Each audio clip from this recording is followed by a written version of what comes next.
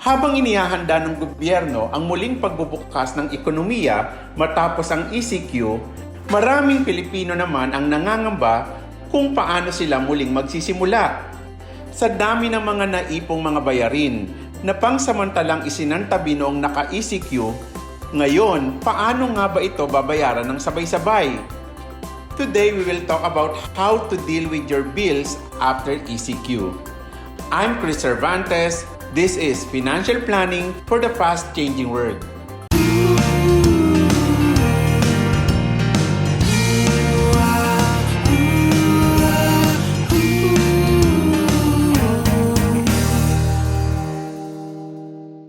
Expectedly, some of us will be more affected than others, especially those who are in the no work, no pay category, self-employed, and stranded OFWs. Marami sa atin ang naantala ang kita nang dahil sa halos pangsamantalang paghinto ng ekonomiya gawa ng COVID-19.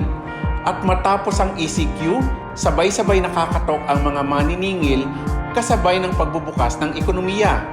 Whatever financial situation you are in, there are some sensible ways to approach this financial problem.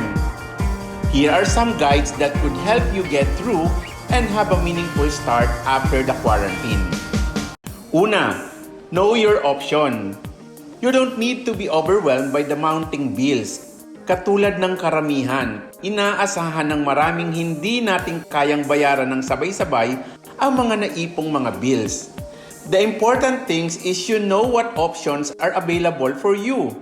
Halimbawa, ang Meralco ay nag-alok ng 4 na buwang installment option para bayaran ang mga naipong electric bill. Habang ang water companies tulad ng Manila Waters ay in-extend ng karagdagan 30 days ang kanilang grace period bukod pa sa existing na 60 days na grace period upang makapagbayad ka sa kanila.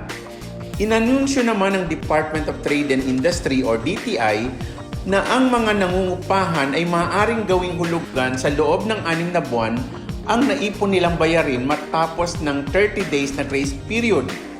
Ano man ang bayarin na naipon mo, na hindi mo nabayaran during ECQ, magandang alamin kung ano nga ba ang mga options na available para sa iyo. Maging ang mga bangko at credit companies ay tiyak may option na pwede mong ma-avail. Knowing what options you have will allow you to come up with a better plan and strategy on how you will be able to eliminate your overdue bills. Pangalawa, prioritize. After knowing all your options, the next step in overcoming your financial anxiety is accepting that this time is going to be different for a while. Marami tayong mga nakasanayang mga bagay na ginagawa natin at pinagkakagastusan bago ang ECQ. This time, understand that most of them need to be suspended kung gusto mong makawala ng matiwasay sa problemang kinakaharap mo. If your income is not enough to handle all your pending bills, you need to strategize what to pay first and what to delay. Depende sa kung anong bills ang mga nakapending mo. Kung ano man ang opsyong meron sila, magandang i-timeline mo kung paano mo ito babayaran, depende sa kung gaano sila kaimportante.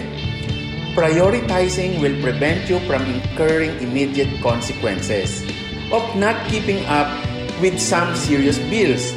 At ang mga dapat mong i-prioritize ay ang pagkain, kalusugan, renta at utilities tulad ng ilaw at tubig.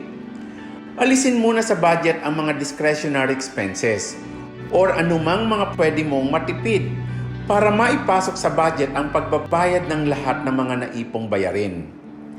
Pangatlo, use your emergency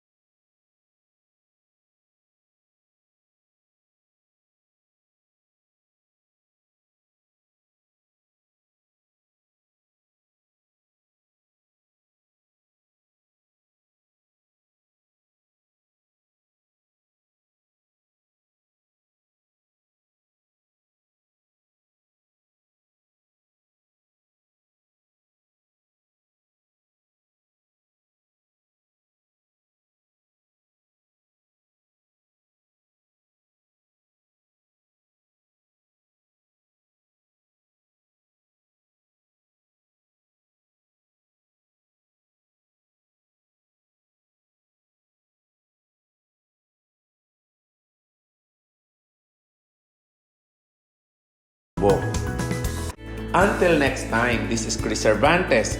Plan for your dreams, plan for your future, and plan for your life. And if you need help in planning your future, our mission is to help you realize it.